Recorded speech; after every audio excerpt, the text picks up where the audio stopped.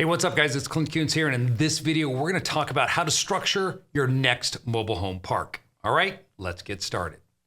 Okay, so when it comes to mobile home investing, there's a couple different considerations you have when it comes to setting that park up the right way to ensure that you're minimizing your overall risk exposure.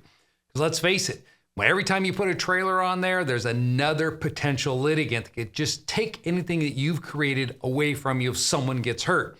I've seen a lot of parks where you walk through them, you think, wow, this is just a lawsuit waiting to happen.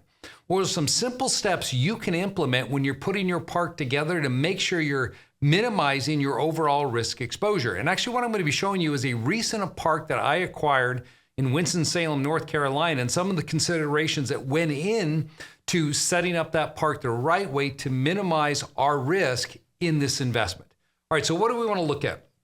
When you're putting together a park, if you're buying the land, of course, what you want to do with that is you got to separate it out. So you got your land right here. So we'll set up an LLC.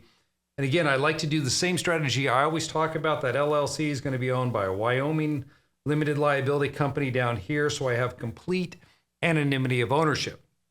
Now, with this structure, in my example, I have the park inside of here, and it actually has 24 pads on it. So all the pads, all this is titled in the name of the limited liability company. So when it comes to putting the park together, you have to decide, are you going to allow people to bring their own trailers on? Or maybe you're buying a park where they already own the trailers.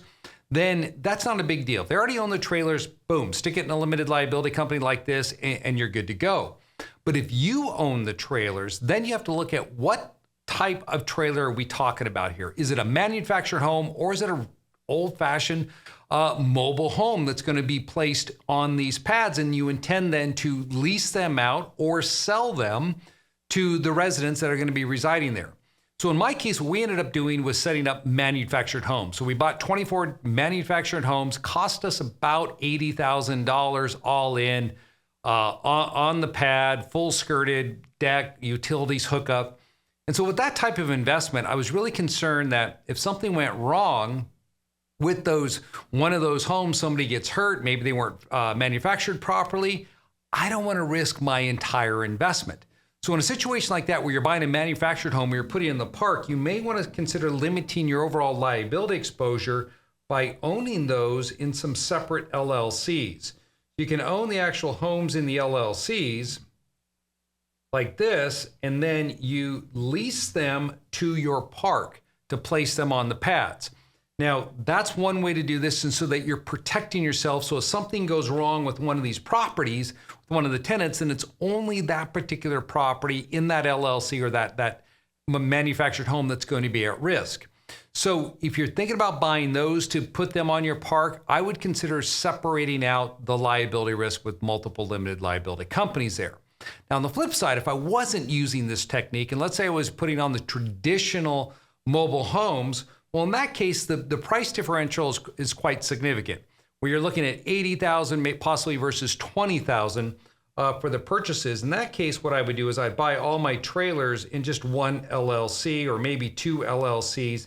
And again, do the exact same thing. Lease them to the park. So you're going to lease them to the park, and the park's leasing the trailers from these various LLCs. And then it's placing the trailer on the pad, and then of course you're going to bring in your renters to do this.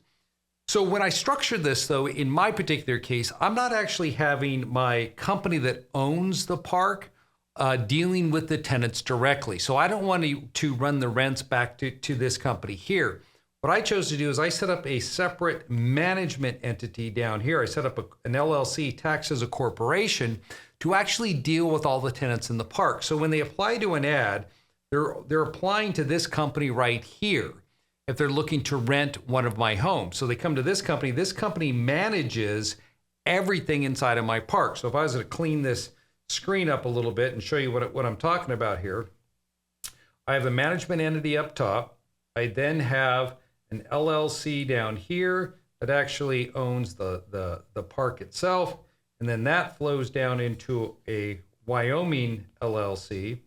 And then you can have separate LLCs on the side over here. In my case, have the manufactured homes inside of them.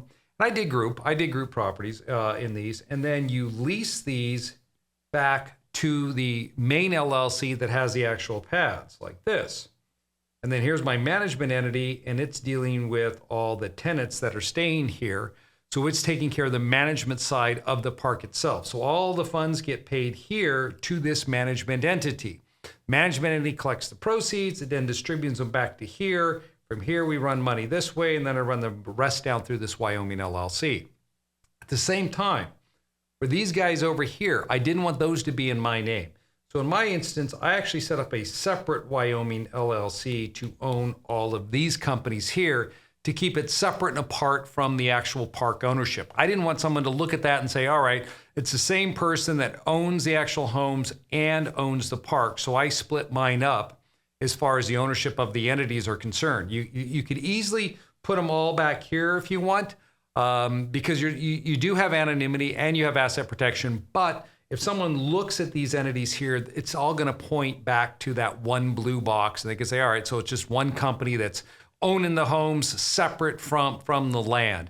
And so I like to separate it out. Now, the thing that you should keep in mind as well, if you're going to use a strategy like this, is when it comes to naming. So I just got off the phone with someone, and we were talking about their business, and what I found is that we were using the same or similar names through all of these structures.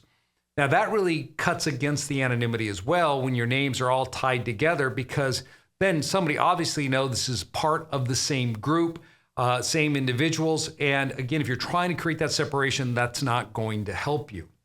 So split up your assets. If you're looking at doing a mobile home park, the key is always keep the properties away from the land if you don't own them. If you own them, so that if anything goes wrong with either one, not everything's at risk. If you do not own the trailers and all you're doing is leasing out the pads to someone, then of course that doesn't matter so much. You're not going to need that separate arm for the trailers. Hey guys, if you liked the video, make sure you smash the like button. And if you haven't subscribed yet, well, you know what to do. Get subscribed so you will be notified every time I release new content. And if you want to set up a strategy session with someone within my firm, check out the show notes. In the show notes, I have a link. It's a completely free 45-minute strategy session where you can sit down with someone on my team and we can help design out a plan for you. It's totally free. It's definitely worth your time. You'll leave that strategy session in a better place than when you started, I guarantee.